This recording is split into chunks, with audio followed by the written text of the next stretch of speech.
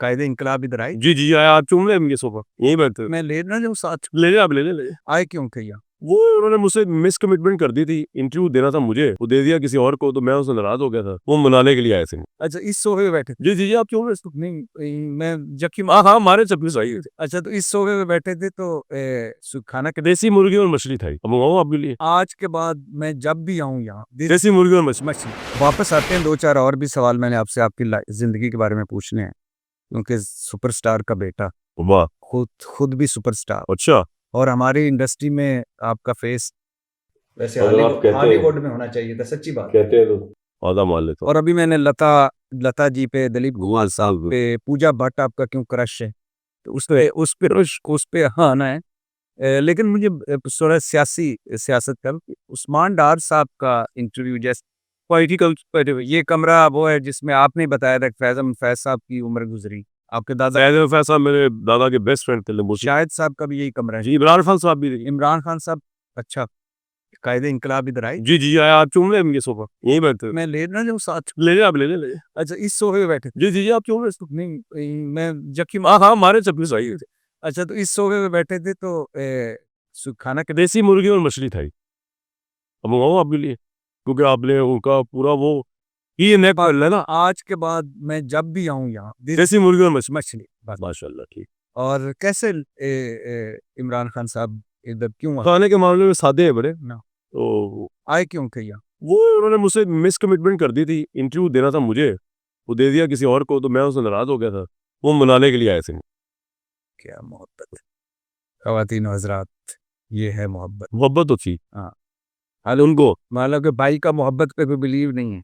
अच्छा, तो नहीं मुझे है इसी कमरे में जहाँ फैज़ अहमद फैज़ साहब, जहाँ शाहिद साहब, जहाँ इमरान खान साहब, जहाँ हमारा सुपरस्टार आप, जहाँ जहाँ मैं और इमरान खान वाले सोफे पे, यही वाला था, यही पक्की बात? ये बिल्कुल यही है। अच्छा, तो उस्मान डार का इंटरव्यू भी इसी कमरे में हुआ।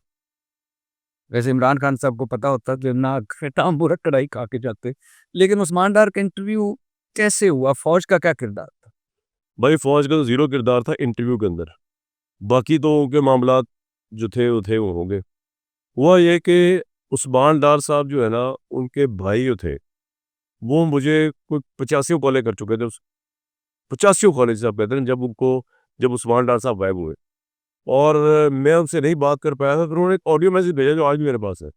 उन्होंने मुझे कहा कि जनाब, डार उस्मान ने कहा था कि अगर कभी मैं गायब हो जाऊँ, तो बस एक ही बंदा है जिससे आपने बात करनी है, वो मेरा भाई है, और वो मेरे लिए कुछ कर सके, वो है कामरान शाहिद। ये उस्मान डार साहब के भाई का ऑडियो मैसेज आज भी मौजूद है मेरे पास।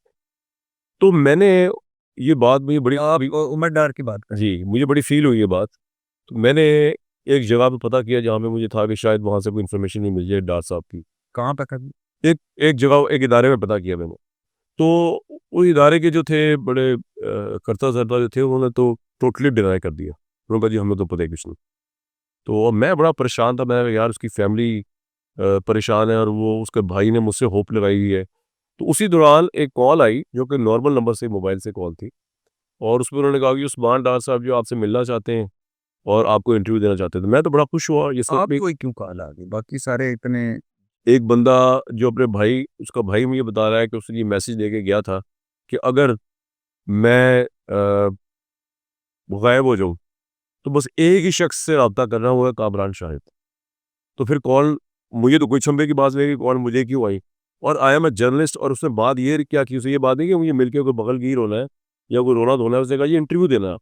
इस तरह की कभी कोई कॉल और भी आई आपको कि हाँ, एकदम मुझे रात के 1:30 बजे कॉल आ गई थी हाफिज अदर सईद साहब ने, किसी बंदे की। तो उन्होंने कहा, हाफिज साहब इंटरव्यू देने लगे। अब हो सकता है वो बंदा हाफिज साहब को हो, यार रिस्क तो आपको रिस्क लेना पड़ता है ना, जर्नलिस्ट।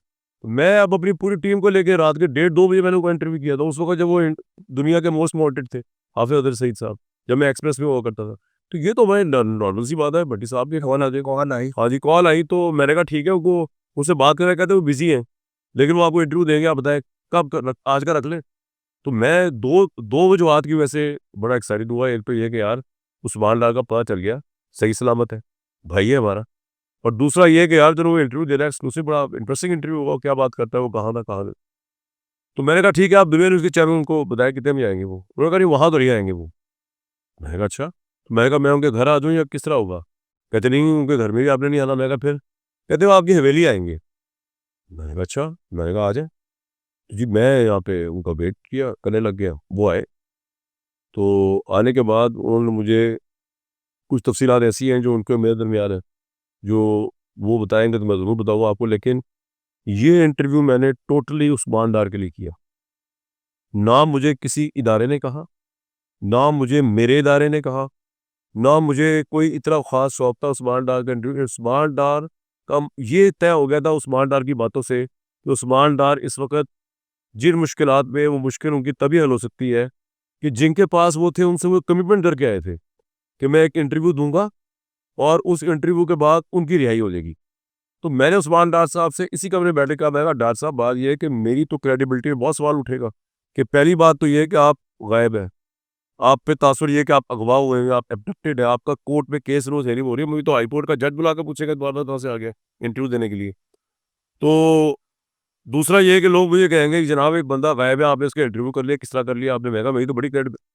उन्होंने इतने जज़्बाती अंदाज़ में मुझे टच किया मेरे जज़्बात को कि तासुर ये मिला कि अगर मैं उनका ये इंटरव्यू नहीं करूँगा ना, तो पता नहीं उनके साथ क्या से क्या हो जाएगा। जो उन्होंने मुझे बताया, तासुर दिया। उस वक़्त भट्टी साहब मैंने वो टोटल इंटरव्यू उस्मान डार की वजह से किया कि वो जिस मुश्किल में इस वक़्त है, वो उससे बाहर निकला है। वरना मुझे क्या उसके इंटरव्यू का फ़ायदा होना था? उसने जो इंटरव्यू उन्होंने जो बातें फ़रमाई हैं इमरान खान के मुतालिक, आप मुझे बताएँ, मेरा जो इमरान खान साहब के ऊपर उनके फ़ौज मुखालिफ बयानी में पॉइंट ऑफ व्यू है, क्या उससे बढ़ के उसने कोई बात बता दी है?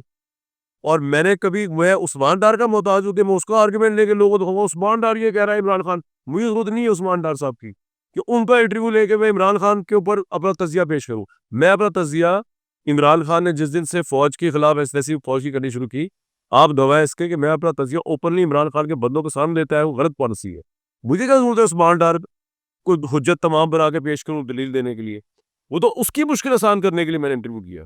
टोटली ह्यूमैनिटेरियन ग्राउंड पे, not even on the journalistic ground. वो कौन-सा कोई लता मंगेशकर थी कि उसका इंटरव्यू कर लेता तो, या डोनाल्ड ट्रम्प, तो लोग कहते हैं कामरान शाहिद ने लता मंगेशकर का इंटरव्यू कर लिया, दिलीप कुमार का कर लिया या डोनाल्ड ट्रम्प का इंटरव्यू कर लिया। वो तो इंटरव्यू नहीं है उसका कि मैं वो करके उसके लिए किया, उसकी खातिर वो इंटरव्यू किया और इंटरव्यू करने के बाद वो हँसी-खुशी अपने घर चले गए। बस इतनी सी बात है। आप उन्हें घर भी छोड़ने गए? हाँ, उन्होंने घर छोड़ दिया। क्यों? वो मेरे घर आ गए तो उन्होंने कहा मुझे आप घर ड्रॉप कर दें। मैं कहा ठीक है। उनके पास गाड़ी नहीं थी। उस वक़्त उन्होंने गाड़ी मूव की। तो क्या आप क्या समझते यार हो? आप यकीन करें मैं इंटरेस्टिंग बात बताऊँ, मुझे लगता था कि कोर्ट्स में जहाँ पे हियरिंग चल रही है इनकी, वो बुला के मुझे पूछेंगे कि जनाब ये एब्डक्टेड बंदा कहाँ से आ गया? किसी ने कुछ नहीं पूछा। तो बस ठीक है, चल तो चल। और उससे बड़ी मज़ेदार बात, मैंने आज तक कभी वो इंटरव्यू दोबारा नहीं चलाया उनका। कि यूज़ करता है ना बंदा इमरान खान के खिलाफ यूज़ किया या ये तो जी डार ने भी ये कहा था। तो भाई डार यार अपनी मजबूरी में फँसा हुआ था, उसके पीछे कौन-सी पार्टी खड़ी हुई थी उस वक़्त जब वो उठाया गया? वो उसका फ़ौज मुखालिफ बयानिया था ही नहीं। हमारे प्रोग्राम्स में आके उसने कभी इमरान खान के उसको एंडोर्स नहीं किया।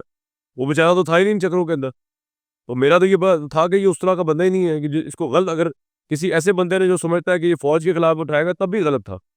वो ऐसा बंदा नहीं है जो फ़ौज के खिलाफ, और वो इमरान खान के खिलाफ भी नहीं हुआ। आपको ये भी मज़े की बात बताऊँ। मजबूरी भट्टी साहब बड़ा कुछ करवाए थे, वो मजबूर था बेचारा उस वक़्त। अच्छा, मैंने उसकी मजबूरी को एक्सप्लॉइट नहीं किया। मैंने उसकी मजबूरी को समझा और मैंने उसकी मजबूरी के अंदर अपनी रज़ामंदी दे दी। चाहे अब मेरे मुतल्लिक लोग जो बात करते ना करते, मैंने उस वक़्त ना जर्नलिज़्म देखा, ना मैंने रेटिंग देखी, ना मैंने कुछ और देखा। अच्छा, क्या वजह है कि आपने उस्मान डार को रेस्क्यू किया? उसने आपको कॉल की, उसके भाई का पहला ये आप उस्मान को ज़रूर पूछिएगा। दोस्तों ये पैगाम अपने भाई को क्यों दिया था? भाई ने, अब देखें ना सीक्वेंस ये है कि पहले भाई ने वो पैगाम ये भिजवाया, आप मुझसे पूछिएगा। फिर उसके बाद टेलीफ़ोन्स कॉल्स आई, फिर एक कॉल आई, फिर उस्मान डार खुद आया, फिर वो खुद आपसे इंटरव्यू करना चाहता। और आपने रेस्क्यू किया, उसकी जान छूटी, लेकिन पीटीआई ने आपका बायकॉट कर दिया। वो तो उससे क्या फ़र्क पड़ता है? नहीं, लेकिन कभी सोचा क्यों हुआ ये?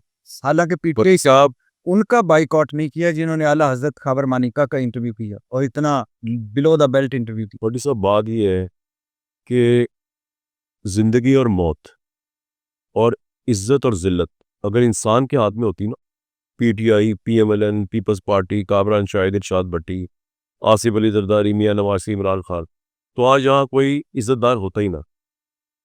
ठीक है ना सर? ये है अल्लाह के हाथ में। बॉयकॉट कर लिया, देन व्हाट?